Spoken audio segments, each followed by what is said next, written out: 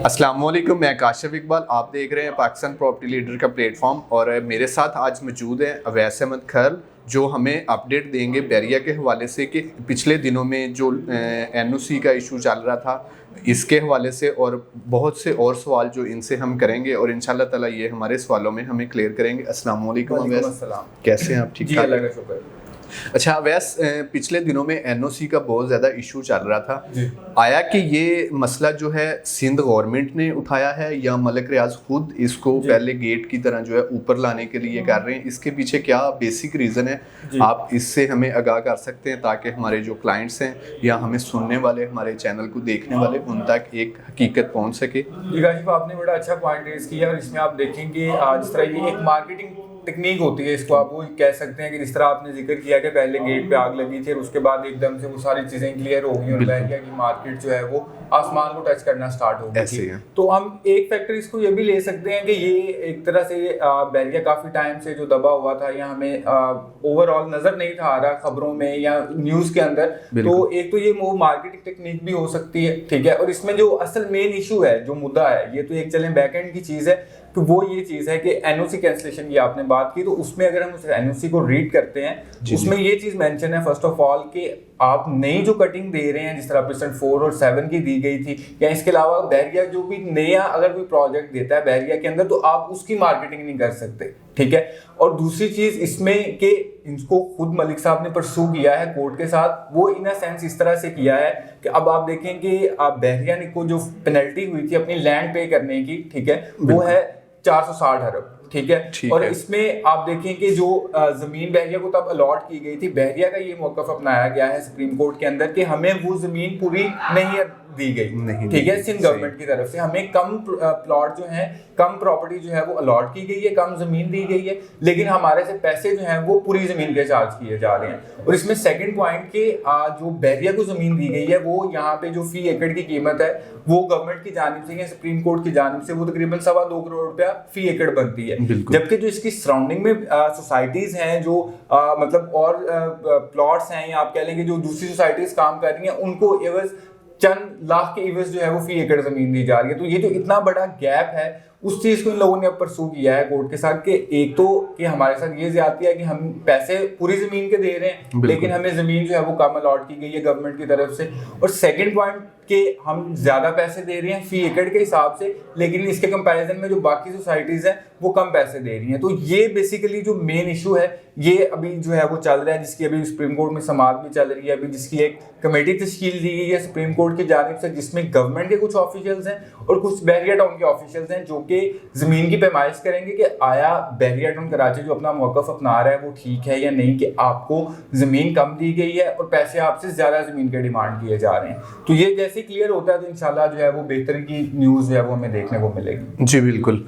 तो आपको क्या लगता है कि इसमें जो मलिक रियाज उनका इसमें क्या रिएक्शन है कि वो अवाम को इसके हवाले से क्या मैसेज दे रहे हैं या क्या ऑडियो के ज़रिए वो अवाम को बताना चाह रहे हैं कि आने वाले टाइम में उनको बैरिया के मुतालिक जो है वो सर पकड़ना पड़ेगा कि जो उन्होंने अपनी जमा पूंजी लगाई है उनकी ज़ाया हो जाएगी, या इसी जमा पूंजी का वो एक अच्छा आउटपुट लेंगे? इसके मुतालिक मलिक रियाज का या आपका क्या व्यू है? जी, इसमें आप देखें कि हम काफ़ी देर से माशाल्लाह से रियल इस्टेट को देख रहे हैं और ख़ासतौर पर बैरिया को, तो हमें मलिक रियाज साहब की बहुत कम जो है वो ऑडियोज जिसको हम कहते हैं कि व्हाट्सएप पे या ऑडियो कॉल्स जो हैं वो सुनने को मिलती हैं, और वो वही चीज़ बाहर आती है जिसको वो खुद से चाहते हैं। अभी पिछले दिनों हमारे एक एंकर पर्सन है पाकिस्तान के बड़े नामवर, उनके जरिए जो है उनकी एक ऑडियो मंजर आम पर आई थी कि जिसमें हम क्लियरली ये बात सुन सकते हैं कि मलिक साहब is very positive regarding Bahria town Karachi. तो जिसमें यही बात की और हम भी यही बात करेंगे क्योंकि हमने इससे पहले 2017-18 वाला टाइम देखा है कि जब यहाँ पे लाइट्स भी इवन बंद हो गई थी, ठीक है, और आज अल्हम्दुलिल्लाह उससे डबल रौनकें जो है वो बैरिया टाउन कराची के अंदर हैं।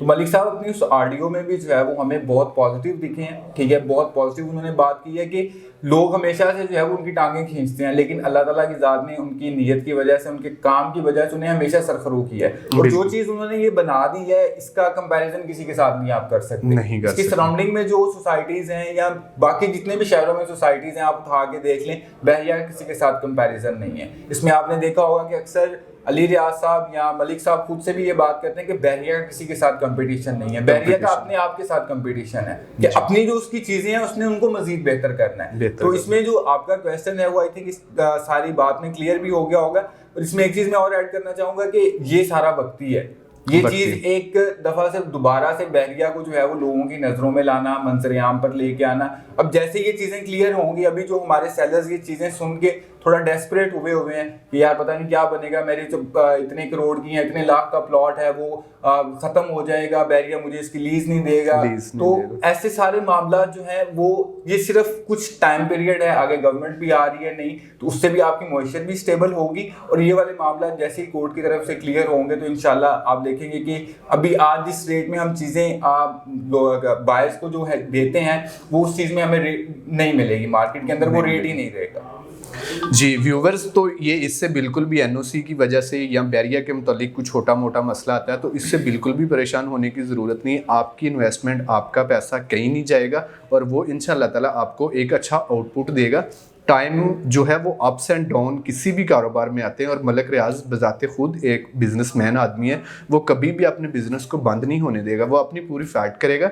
इसमें हमें बिल्कुल भी परेशान होने की ज़रूरत नहीं है। अभी हम अवैस से ये जानते हैं कि क्या इसमें जो आने वाला टाइम है उसमें और नाउ द टाइम पीरियड जो है इसमें हमें बाइंग करनी चाहिए या सेलिंग करनी चाहिए, हमें किस तरह मार्केट में जो है वो चलना चाहिए। इसमें आप देखेंगे आशिफ कि अभी बहुत ज़्यादा ओवर सेलिंग हो रही है मार्केट में। अगर हम एक परसेंटेज देखते हैं तो इस टाइम पे ऑलमोस्ट 95% सेलर्स हैं मार्केट में और 5% बायर्स है, जो कि एक कह लेंगे कंपैरिजन नहीं बनता उस चीज़ का। अब सेलर्स जो है वो इस टाइम डेस्परेट सेलिंग में है कि यार क्योंकि पिछले 2 साल से कोई इस तरह से एप्रिसिएशन नहीं आई चीज़ में, प्लॉट की किसी भी प्राइस के अंदर। उसकी मेन रीजन कि आप देखें जो हमारे मुल्क में इंस्टेबिलिटी है, डॉलर का रेट ऊपर जा रहा है, गोल्ड का ऊपर जा रहा है, तो लोग अपनी इन्वेस्टमेंट स्विच करते हैं। तो यहाँ पे उस तरह से ट्रेडिंग नहीं हुई तो लोग एक माइंडसेट लेके बैठे हैं कि यार ये ऐसे ही रहना है। हालांकि ऐसा नहीं है। इससे पहले सेम टाइम पीरियड जैसे मैंने आपके पिछले सवाल में भी वो चीज़ मेंशन की कि जब लाइट्स भी इवन बहरिया की बंद हो गई थी तो अभी तो वो वाला टाइम आया ही नहीं है। अल्हम्दुलिल्लाह हर चीज़ यहाँ पे आबाद है, ट्रांसफर्स भी हो रही हैं, लोग नए रहने के लिए भी आ रहे हैं, रेंट पे भी और अपने विलास भी लेके। तो अगर हम सेलर बायर की बात करते हैं तो ये टाइम बाइंग करने का है। अगर आपके पास बजट है, आपने ऑलरेडी बाइंग की हुई है, फॉर एग्जांपल आपके पास ऑलरेडी 1, 2 या 4, 5 प्लॉट्स हैं, तो आई वुड सजेस्ट कि आप 2-3 प्लॉट और खरीद के रख लें, क्योंकि वो जो आपकी ऑलरेडी इन्वेस्टमेंट है वो तो बढ़नी है। इस टाइम जो आपको चांस डील के तौर पे आप कह लें कि रेडी विला है, प्लॉट है, तो वो आपको इस टाइम बहुत अच्छे रेट में चीज मिल रही है। तो बाइंग के लिए ये टाइम आइडियल है, सेलिंग के लिए बिल्कुल भी आइडियल टाइम नहीं है। इस टाइम पे आप बाइंग करके उसको होल्ड करें। अब इसमें ये चीज भी नहीं है कि आज आप प्लॉट खरीदें और हफ्ते बाद कहेंगे कि इसमें इतना एप्रिसिएशन होना चाहिए था, मेरा प्लॉट इतना महंगा क्यों नहीं हुआ। ऐसा बिल्कुल नहीं होता।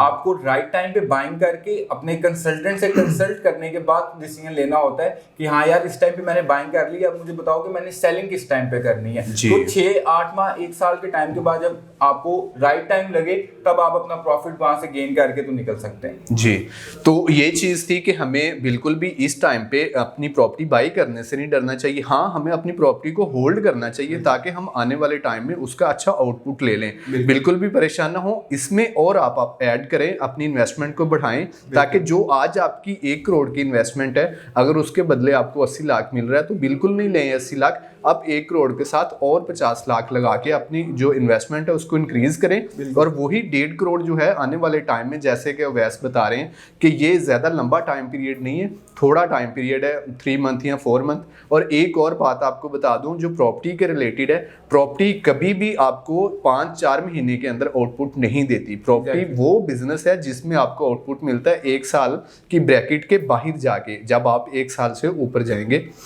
तो अवैस अभी हमें बताएंगे कि ऐसी कौन सी जो बेस्ट लोकेशन है, 3 बेस्ट लोकेशन जिन पे आज अगर इन्वेस्टमेंट की जाए तो वो थोड़े टाइम पीरियड में हमें ज़्यादा अच्छा आउटपुट दे सकती है बजाय कि दूसरी लोकेशन के। इसमें काशिफ देखें कि बहरिया के अंदर 2 कैटेगरीज आ जाती हैं कि एक तो रेजिडेंशियल प्लॉट्स, ठीक है, और दूसरी आ जाती है आपकी रेडी टू मूव प्रॉपर्टी। अगर सबसे पहले हम प्लॉट्स की बात कर लेते हैं तो इसमें आप देखें कि जो हॉट लोकेशंस हैं या जो बहरिया के अच्छे प्रीसेंट्स हैं जहाँ इस टाइम फैमिलीज मूव हो चुकी हैं, उसमें सबसे पहले मैं बात करूंगा अली ब्लॉक प्रीसेंट 12। इसमें जो हमारे पुराने व्यूवर्स हैं जो ऑलरेडी बहरिया की मार्केट से इन टच हैं, उनको पता है कि अली ब्लॉक में 125 गज का प्लॉट 90 लाख 95 लाख का मुंह देख के वापस इस टाइम पे 50 55 लाख 45 लाख पे आया हुआ है। ठीक है, तो अगर आपका बजट 125 गज का है, आप 125 गज पे अपना घर बनाना चाह रहे थे, तो ये एक अच्छा टाइम है कि आप अली ब्लॉक के अंदर बाइंग कर सकते हैं। इसके बाद सेकंड अगर हम डिस्कस करते हैं 250 स्क्वायर यार्ड्स का, तो अब जो स्टार्ट वाले प्रीसेंट्स हैं, प्रीसेंट 6 है, प्रीसेंट 8 है, प्रीसेंट 1 है, ठीक है,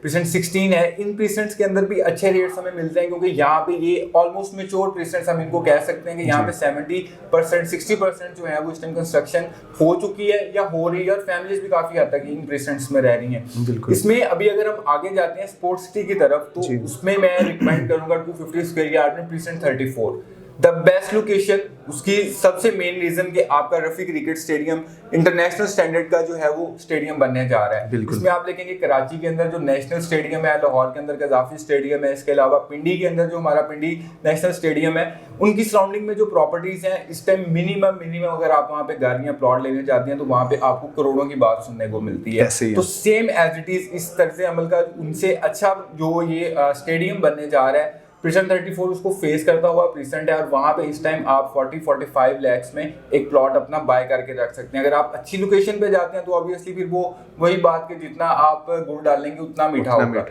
500 स्क्वायर यार्ड की अगर मैं बात करता चलूँ तो प्रीसेंट 33 आई थिंक बहुत अच्छा प्रीसेंट है, क्योंकि वही बात के स्टेडियम की सराउंडिंग में आता है। अभी आबादी नहीं है वहाँ पे, आपने 1-1.5 साल बाद या 2 साल बाद अपना घर बनाना है, या इन्वेस्टमेंट पर्पज से भी अगर जाते हैं तो आपको इस टाइम 45 से 50 लाख में अच्छा प्लॉट 500 स्क्वायर यार्ड का मिल जाता है। स्टार्ट में जैसे मैंने बात की थी रेडी प्रॉपर्टी की, तो रेडी प्रॉपर्टी में मैं आपको इस टाइम सबसे एक अच्छी मिसाल अगर दूं, पैराडाइज विला 500 गज के विलास, लग्जरियस विलास हैं।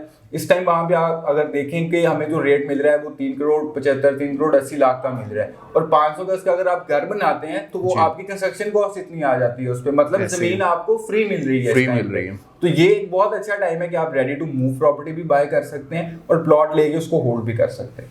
जी बिल्कुल, अवैस ने अल्हम्दुलिल्लाह हमें सारे जो सवाल हैं बहुत ही डिटेल से और क्लियर चीज़ें करके बताई हैं। अल्हम्दुलिल्लाह आपके लिए बैरिया टाउन बना है, आपकी इन्वेस्टमेंट के लिए, आपकी एक अच्छी लाइफ के लिए, आपके बच्चों की अच्छी लाइफ के लिए। बिल्कुल आप बैरिया में शिफ्ट हों, हम इससे मोहब्बत करते हैं, आप भी इससे मोहब्बत करें। अपनी कोई भी इन्वेस्टमेंट करने के लिए आपको ज़रूरत है एक अच्छे एडवाइज़र की और एक अच्छी लोकेशन की। पाकिस्तान प्रॉपर्टी लीडर्स को सब्सक्राइब कर दें, हमारे चैनल को। हमारे वीडियो देखने का बहुत शुक्रिया। इन्फॉर्मेटिव मज़ीद वीडियो देखने के लिए हमारे चैनल को सब्सक्राइब कर दें। स्क्रीन पे हमारे नीचे नंबर दिए होते हैं, आपकी कोई भी क्यूरी है या डिटेल है तो आप हमारे से शेयर कर सकते हैं। Thank you for watching. Thank you Awais. Thank you sir. Allah हाफिज़, जज़ाकल्लाह।